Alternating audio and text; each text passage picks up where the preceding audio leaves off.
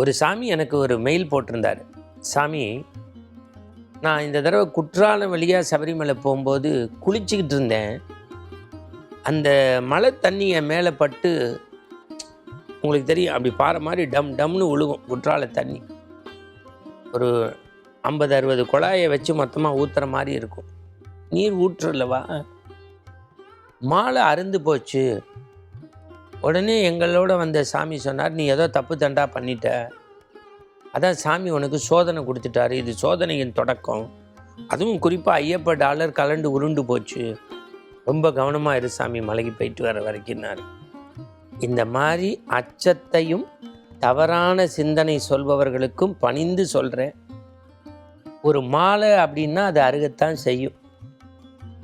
இப்போ ஒரே மாலையை சில பேர் 10 வருஷம் பயன்படுத்துவாங்க, கம்பி விட்டு போயிருக்கும்.